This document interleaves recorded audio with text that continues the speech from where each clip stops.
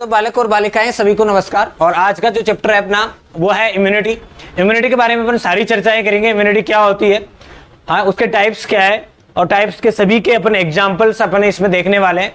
उसके बाद में अपन एंटीबॉडी की बात करेंगे कि एंटीबॉडी क्या है, कैसे बनती है, क्या एंटीबॉडी का क्या कार्य है, क्या रेस्पॉन्स रहता है हमारी बॉडी के अंदर, ये सारी बातें अपन इसमें करने वाले हैं। तो सभी देखते रहे और साथ साथ उतारते रहे। तो सबसे पहले अपन बात करते हैं कि प्रतिरक्षा तंत्र क्या है। तो प्रतिरक्षा तंत्र क्या है सर? हमारे शरीर के अंदर जो भी है फॉरेन पार्टिकल कोई भी आता है और उनसे लड़ने की जो क्षमता अपन को प्रोवाइड करवाता है वो क्या है अपना प्रतिरक्षी तंत्र है, इम्यूनिटी सिस्टम। रहा है ना। तो अभी अपन देखने जा रहे हैं कि सबसे पहले प्रतिरक्षा के जनक अगर माना जाता है तो किसको माना जाता है? एडवर्ड जेनर ने कहा। रहा है ना। ये एडवर्ड जेनर वही हैं जिन्होंने सबसे पहले वैक्सीन या टीका को खोजा था। और इम्यूनिटी के बारे में सबसे पहले किसने दिया था? एडवर्ड जेनर ने बताया। है ना। क्वेश्चन ये भी पूछा जाता है कि एडवर्ड जेनर ने सबसे पहले टीका जो बनाया था स्मॉल पॉक्स के बारे में, ये सारी बातें इससे रिलेटेड है, वो अपन वैक्सीनेशन के अंदर अपन पढ़ेंगे। हाँ अभी तो इतना याद रखना है कि प्रतिरक्षा के जनक जो है वो किसे कहा जाता है? एडवर्ड जेनर को कहा जाता है। रहा है ना। अगला कहना जा रहा है कि इम्यूनिटी जो है, इम्यूनिटी होती क्या है? तो इम्यूनिटी देखो क्या होता है, सिंपल सी भाषा में प्रतिजनों से सामना करने की क्षमता को क्या कहते हैं अपन? इम्यूनिटी कहते हैं। है ना। जैसे मान लो हमारी बॉडी में बाहर जितने भी है, बैक्टीरिया है, वायरस है, फंजाई है ना, प्रोटोजोआ है, ये जो भी हमारी बॉडी में आता है तो हमारी बॉडी उनको किस तौर पे लेती है? एंटीजन के तौर पे लेती है। रहा है ना। तो एंटीजन उनको मारने के लिए हमारी शरीर जो बनाती है वो एक तरह से क्या है? इम्यूनिटी पावर है। रहा है ना। तो अपन कहेंगे क्या है क्या नहीं है। देखो इम्यूनिटी जो है वो दो प्रकार से बटी होती है, एक तो एंटीजन के अंदर और एक एंटीबॉडी के अंदर। है ना। एंटीबॉडी जब एंटीजन को खत्म करती है, बाहर से आए हुए फॉरेन पार्टिकल के लिए लड़ती है, तो वो लड़ने की जो क्षमता है वो ही अपन क्या कहते हैं? इम्यूनिटी कहते हैं। है ना। ये सिंपल सी भाषा में बोलते रोगाणुओं से लड़ने की जो क्षमता है वो क्या कहलाती है? इम्यूनिटी कहलाती है, प्रतिरक्षा। रहा है ना। अगला देखो कहा जाता है कि सर एंटीजन क्या है? तो वे पदार्थ जो प्रतिरक्षा उत्पन्न करते हैं। अरे हमारी बॉडी के अंदर वो सभी पदार्थ जो हमारे शरीर के अंदर आ रहे हैं, आने के बाद में हमारे शरीर में एक प्रतिरक्षा है ना उत्पन्न करने के लिए जिम्मेदार होते हैं, वो सारे के सारे क्या कहलाते हैं? प्रतिजन कहलाते हैं। जैसे अपन बोलेंगे सर बाहर से जितने भी रोगाणु हमारे शरीर के अंदर एंटर करते हैं तो वो रोगाणु किस फॉर्म में करते हैं? तो वह एंटीजन के तौर पे हमारे शरीर के अंदर प्रवेश करते हैं। अगला कह रहा है सर ये जो एंटीजन है पॉलीसेकेराइड होता है, ये बड़ी प्रोटीन के अणु होते हैं। है ना। एंटीजन क्या होता है? पॉलीसेकेराइड होते हैं। हाँ लिपिड के भी होते हैं। अगला कह रहा है सर एंटीबॉडी क्या होते हैं? एंटीबॉडी प्रोटीन के बने पदार्थ होते हैं। है ना। पूछ लेता है पॉलीसेकेराइड में तो क्या बोला जाएगा? एंटीजन बोलोगे। और इसको हिंदी में प्रतिरक्षी कहते हैं, ये आपको पता होगा शायद। प्रतिरक्षी और इसको प्रतिजन कहते हैं। रहा है ना। प्रतिरक्षी और प्रतिजन क्या है तो ये आपको पता होना चाहिए। अगला कह रहा है, देखो क्या कह रहा है, इम्यूनिटी तो दो प्रकार की होती है। इम्यूनिटी कितने प्रकार की होती है? दो प्रकार की। एक तो इननेट इम्यूनिटी और एक्वायर्ड इम्यूनिटी, मतलब एक जन्मजात और एक उपार्जित प्रतिरक्षा तंत्र। जन्मजात का मतलब होता है जो माता पिता से अपन को मिली है, उस प्रतिरक्षा को अपन क्या कहते हैं? जन्मजात प्रतिरक्षा कहते हैं। अरे है ना। मतलब अपन जब पैदा हुए थे, पैदा होते उस समय हमारे शरीर में क्या क्या मौजूद थे जो अपन को रोगाणुओं से बचाते हैं, वो सारे के सारे सभी के सभी किस में आते हैं? इननेट इम्यूनिटी में आते हैं, जन्मजात प्रतिरक्षा के अंदर आते हैं। है ना। अगर अपन बोलते हैं कि सर सबसे पहले जैसे सलाइवा है, स्किन है, सेल्यूलर पार्ट है अपना है, हाँ जितने भी एंजाइम है, हार्मोन है, पूरे के पूरे सारे के सारे किस में आते हैं? इननेट इम्यूनिटी के अंदर आते हैं। एक एक करके अपन पढ़ते हैं। सबसे पहले अपन पढ़ रहे हैं, देखो फिजिकल बैरियर। फिजिकल का बैरियर का मतलब होता है सर बाहरी आवरण या भौतिक अवरोध जिसे कहते हैं फिजिकल बैरियर। भौतिक मतलब जो बाहर वाले पार्टिकल से सबसे पहले जो रोगाणुओं से बचाता है अपन को, वो क्या है? स्किन है। रहा है ना। आपने देखा होगा बाहर से अपन हवा में जा रहे हैं, कुछ भी है इन्फेक्शन वगैरह से अपन को कौन बचाती है? स्किन बचाती है। उसके बाद में कह रहा है फिजियोलॉजिकल बैरियर। फिजियोलॉजिकल बैरियर का मतलब होता है कार्य की अवरोध। कार्य के हमारे शरीर ऐसे क्या कार्य कर रहा है जिसकी वजह से रोगाणुओं को खत्म कर देता है, और वो कौन कौन से पदार्थ हमारी बॉडी में है जो फिजियोलॉजिकल बैरियर का एक काम करते हैं। तो लाइसोजाइम, अपने मुंह के अंदर एक एंजाइम होता है जो बैक्टीरियाओं को मार देता है। लार में आपने सुना लाइसोजाइम होता है जो बैक्टीरिया वगैरह भोजन के अंदर अनावश्यक कोई भी पदार्थ है जो हमारी बॉडी के लिए हानिकारक होता है उनको मार देता है। उस एंजाइम का क्या नाम है? लाइसोजाइम। अगर वो भी नहीं मार पाता तो हमारे आमाशय के अंदर एक अम्ल पाया जाता है और उस अम्ल का नाम है हाइड्रोक्लोरिक अम्ल HCl। ये भी हम क्या करता है भाई, बैक्टीरियाओं को मारने में सहायक होता है। ये नहीं देखता कौन है, जीवाणु है, विषाणु है, कोई भी कुछ भी हो, इसका काम होता है अगर हमारे बॉडी से अलग कोई है तो उसको क्या करना है, मार देने का।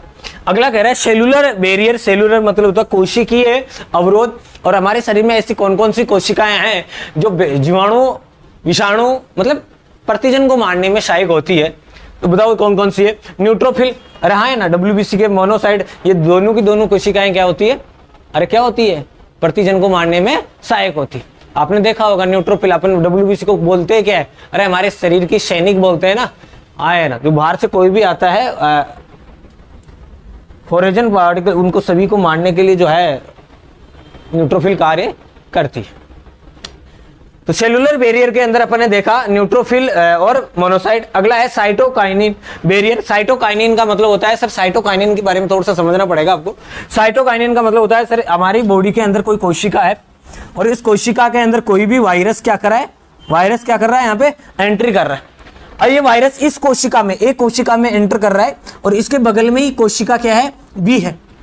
आ रहा है ना, अगर एक वायरस ई कोशिका ए में प्रवेश कर गया, इसको इफेक्ट कर दिया, तो ये कोशिका कुछ एंजाइमों का सिक्रेशन करवाती है ना, कुछ स्त्राव करेगी। और स्त्राव किस रूप में करती है, अरे इंटरफेरोज, वो स्त्राव करती है।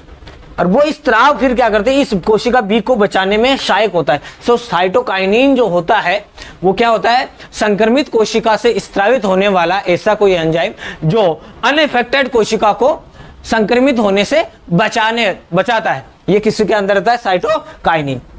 रहा है ना, इसका एग्जांपल बोले तो इंटरफेरॉन, ये क्या कहलाते हैं, अरे क्या कहलाते हैं, साइटोकाइनिन।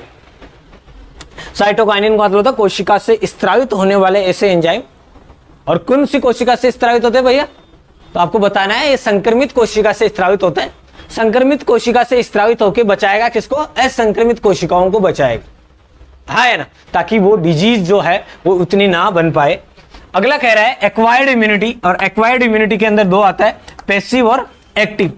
याद रखना है, एक्वायर्ड इम्यूनिटी में कितना आता है, पैसिव और एक्टिव। सबसे पहले अपन पैसिव को देखते हैं। पैसिव में एक नेचुरल होता है, आर्टिफिशियल होता है, प्राकृतिक और कृत्रिम होता है। नेचुरल के बारे में बात करें, पैसिव, अरे पैसिव नेचुरल, एक्वायर्ड इम्यूनिटी के बारे में बात कर रहा हूं। तो नेचुरल का मतलब होता है जो अपन को नेचर से प्राप्त हो जाती है।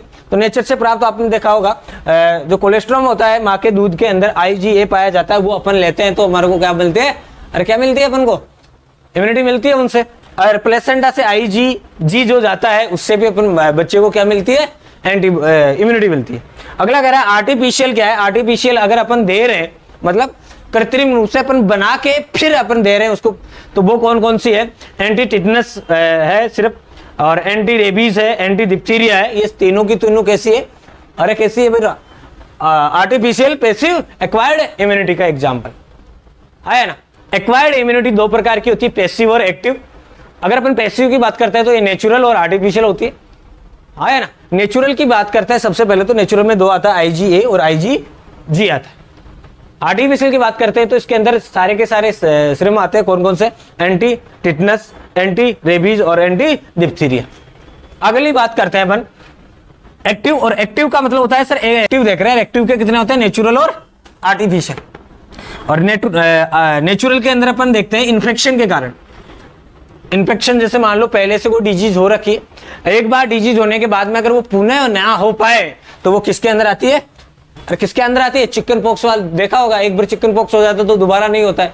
वो क्यों नहीं होता, क्योंकि एक बार हो गया उसके खिलाफ वहां पे क्या बन जाती है, एंटीबॉडी बन जाती है, जो आने वाले समय में अगर कोई भी चिकन पॉक्स का जो वायरस है वो हमारे शरीर में एंटर करेगा तो उसको क्या कर देता है, खत्म कर देता है।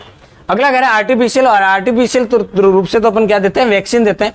और वैक्सीन आपने देखा होगा, लाइव वैक्सीन दी जाती है, BCG की वैक्सीन। ये किस रूप में होती है, आर्टिफिशियल, एक्टिव, एक्वायर्ड इम्यूनिटी।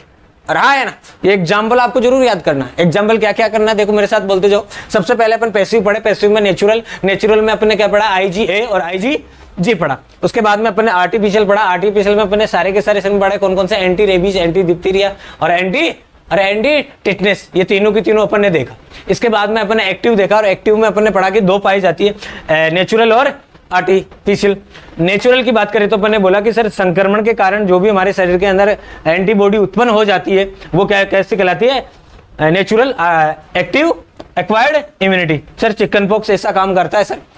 अगला कह रहा है आर्टिफिशियल, और आर्टिफिशियल में अपन ने बोला जितने भी वैक्सीन है, टीके हैं, वो क्या कहलाते हैं? आर्टिफिशियल एक्टिव एक्वायर्ड इम्यूनिटी के एग्जाम्पल है। ये सब कुछ देखने के बाद में देखो अपन बात करते हैं छोटी सी एक एंटीबॉडी के बारे में। एंटीबॉडी अपन ने यहां से स्टार्ट किया था। एंटीबॉडी क्या होता है भैया? इम्यूनोग्लोबिन्स होता है, प्रोटीन है ये। इम्यूनोग्लोबिन्स क्या होता है? प्रोटीन होता है। इस प्रोटीन के बारे में अगर मैं छोटी सी बात बताऊं कि 5 प्रकार की एंटीबॉडी हमारे शरीर में पाई जाती है, सुना होगा। देखो इसके टाइप्स कितने होते हैं? 5 टाइप्स होते हैं, और पांचों क्या होते हैं? गम दे। और हाँ है ना, इनको याद करने का क्या होता है? देखो गम और दे, गम दे। अब इन गम दो को एक एक करके अपन पढ़ते हैं कि क्या क्या पाया जाता है, कहां पाई जाती है। सबसे पहले IgA संख्या में सबसे अधिक होती है हमारी बॉडी के अंदर। इनकी संख्या देखा जाए तो 80% संख्या इनकी होती है, इन्हीं की होती है। इनका आणविक भार जो होता है वो सबसे कम होता है और सबसे छोटी होती है। संख्या में तो क्या होती है, ये संख्या की बात कर रहे हैं, संख्या में सबसे ज्यादा क्या होती है? IgG होता है, सबसे छोटी होती है, और ये अपरा को पार कर जाती है। क्वेश्चन तो यही आता है, ये अपरा को पार करती है। IG अपरा को पार कर जाती है, संख्या में सबसे अधिक होती है। 80% संख्या एंटीबॉडी में इन्हीं की होती है ना। अगला कह रहा है इसका आणविक भार जो होता है सबसे कम होता है, सबसे छोटी जो है यही है। अगला कह रहा है IgA स्त्रावी एंटीबॉडी होता है। स्त्रावी एंटीबॉडी मतलब कोलेस्ट्रम, पसीना और आंसुओं के अंदर पाई जाती है। IgA को क्या बोलते हैं? स्त्रावी एंटीबॉडी बोलते हैं। स्त्राव जितने भी हमारे बॉडी के अंदर स्त्रावी भाग हैं या सिक्रेशन वाले जितने भी पार्ट हैं, वहां से IgA का स्त्राव होता है। देखो क्या क्या है? कोलेस्ट्रम, जानते हो माँ का प्रथम दूध 3 दिन का जो आता है उसको अपन कहते हैं कोलेस्ट्रम। उसके अंदर IgA की मात्रा बहुत ज्यादा होती है। पसीना के अंदर भी मिला जाएगा और ये आंसुओं के अंदर भी मिलता है। अगला है IgM सबसे बड़ी होती है। ये क्वेश्चन है कि सबसे बड़ी एंटीबॉडी कौन सी? बड़ी बोल रहा है, मैं संख्या में तो कौन है? IgG। और सबसे बड़ी बोले तो IgM होता है। इसका आणविक भार सबसे अधिक होता है। हाँ या नहीं, ये भी याद करना, आणविक भार सबसे ज्यादा होता है, 9,60,000 के आसपास। अगला कह रहा है IgD सतही एंटीबॉडी इसको कहते हैं, सतही सरफेस एंटीबॉडी कहते हैं इसको, और बी लिम्फोसाइट पे पाई जाती है ये। आ रहा है ना, देखो देख सतही IgD सतही एंटीबॉडी कहते हैं और बी लिम्फोसाइट पे ये पाई जाती है। अगला कह रहा है सर IgE एलर्जिक एंटीबॉडी होती है। ये एलर्जिक एंटीबॉडी होती है, ये बहुत बार पूछा हुआ है। IG एलर्जी के लिए रेस्पॉन्सिबल कौन सा होता है? और हमारे शरीर के अंदर एनाफाइलेटिक हाइपर सेंसिटिव रिएक्शन जो भी है वो कौन करवाती है? मतलब एलर्जी के लिए जितनी भी रेस्पॉन्सिबल है वो कौन सी होती है एंटीबॉडी? IgE होती है।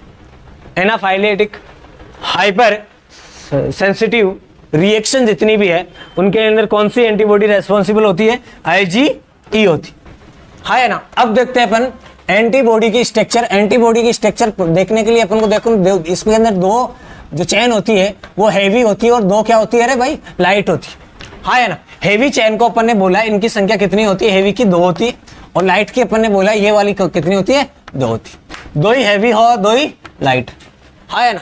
क्वेश्चन यहाँ से जो पूछा जाने वाला है वो सबसे अच्छा क्वेश्चन यही पूछा जाता है कि जो दोनों चेन है आपस में किस बॉन्ड से बंधी होती है? ये क्वेश्चन पूछा जाता है। कौन से बॉन्ड से बंधी होती है? डाइसल्फाइड बॉन्ड से। डाइसल्फाइड बॉन्ड, देखो सल्फर सल्फर बॉन्ड को अपन क्या बोलते हैं? डाइसल्फाइड बॉन्ड बोलते हैं, है ना। तो एंटीबॉडी की जो चेन होती है वो आपस में किस बॉन्ड द्वारा बंधी होती है? डाइसल्फाइड बॉन्ड द्वारा। अगला कह रहा है कि जो ये सीरा वाला भाग है इसका, इस भाग को अपन क्या बोलते हैं? एंटीजन बाइंडिंग साइड बोलते हैं। अरे हाँ है ना, एंटीजन जैसे जो भी हमारे शरीर के अंदर प्रवेश करेगी वो एंटीजन सीधी आके कहाँ जुड़ने वाली है? यहाँ जुड़ने वाली है। अरे एंटीबॉडी कहाँ जुड़ेगी? सिर्फ वाले, है ना। ये सारी बातें अपन ने पढ़ा, सबसे छोटी छोटी बातें, इसमें ज्यादा कुछ भी नहीं है। याद करने वाली बातें बता देता हूँ। प्रतिरक्षा के जनक आपको याद करना है, और मैंने वही पॉइंट ज्यादा उठाए हैं जो बार बार पूछे जा रहे हैं एग्जाम में। बाकी थ्योरी अपन ने जो नहीं है काम की वो थ्योरी अपन ने ज्यादा लिखा नहीं है, सारी थ्योरी मैंने बोला है, बस लिखनी आपको यही है। अगला कह रहा है कि देखो इम्यूनिटी क्या होता है? प्रतिजनों के सामना करने वाले होते हैं, रोगाणुओं से सुरक्षा करता है अपन को। और इम्यूनिटी को देखने के लिए अपन को एंटीजन और एंटीबॉडी के बारे में पता होना चाहिए, तब जाके अपन इम्यूनिटी को समझ पाते हैं। एंटीजन क्या होता है? वे पदार्थ जो प्रतिरक्षा में उत्पन्न करते हैं, हमारे को प्रतिरक्षा उत्पन्न करते हैं। पॉलीसेकेराइड होते हैं, बड़े प्रोटीन के अणु होते हैं। अगला कह रहा है इम्यूनिटी क्या होता है? इन्नेट इम्यूनिटी और एक्वायर्ड इम्यूनिटी, इसके दो भाग होते हैं। फिजिकल बैरियर अपन ने पढ़ा स्किन होता है। फिजियोलॉजिकल बैरियर में अपन ने पढ़ा लाइसोजाइम और HCl होता है। सेलुलर बैरियर के अंदर अपन ने बोला सेल कोशिकीय भाग कौन कौन से होते हैं? न्यूट्रोफिल और मोनोसाइट इसके होते हैं। साइटोकाइनिन के अंदर अपन ने एंजाइम का भाग नाम देखा, और ये कौन सा होता है? इंटरफेरॉन एंजाइम होता है। इसके अलावा देखो एक्वायर्ड अंदर देखते हैं। एक्वायर्ड के अंदर अपन पैसिव और एक्टिव दो देखते हैं। पैसिव में अपन नेचुरल आर्टिफिशियल देखते हैं, और पैसिव का नेचुरल जो है IgA और IgM होता है, और आर्टिफिशियल में अपन ने देखा एंटी टिटनस, एंटी रेबीज और एंटी डिप्थीरिया होता है। एक्वायर्ड में अपन ने देखा नेचुरल और आर्टिफिशियल होता है। नेचुरल में इन पे इन्फेक्शन के कारण होने वाले का पड़ा, और इन्फेक्शन कौन करवाता है? चिकन फॉक्स जो हो जाता है उसके बाद में जो इम्यूनिटी बनती है उसको अपन ने ये बोला। इसके अलावा वैक्सीन कैसी होती है? BCG होती है, और ये कैसी होती है? आर्टिफिशियल होती है। जितने भी टीके वैक्सीन दिए जाते हैं वो आर्टिफिशियल एक्टिव एक्वायर्ड इम्यूनिटी के एग्जाम्पल होते हैं। इसके अलावा अपने एंटीबॉडी का पढ़ा, गम देख के नाम से अपन बात करेंगे, और इनकी देखो उपलब्धता पूछ लेता, गम देख उपलब्धता सबसे ज्यादा ऑर्डर पूछ लेगा इसका, है ना? पाए जाने का क्रम, और पाए जाने का क्रम क्या होता है? सबसे ज्यादा IgG पाया जाता है, उसके बाद में IgA पाया जाता है, IgM और IgD, और सबसे कम IgE। प्रतिशत अणुभारता की परसेंटेज पूछे कि सबसे ज्यादा अणुभार सबसे बड़ी कौन सी होती है? IgM, सबसे ज्यादा अणुभार इसका होता है, और सबसे कम किसका होता है? IgA। लिखा रखा भी होगा सबसे कम और सबसे अधिक वाला अणुभार IgM। ये पूछा जाता है, सबसे कम और सबसे ज्यादा ये पूछा जाता है। हाँ, अब कोई डाउट हो तो आप मेरे से बात कर सकते हो, हाँ ये ना? और आपको ऐसे ही उतारना जैसे मैंने उतारा, ताकि आपको पता रहे, एग्जाम्पल आपको सारे याद होने चाहिए। ठीक है, आगे मिलेंगे अपन अगले चैप्टर में, इसी का है भी। ठीक है, बाय।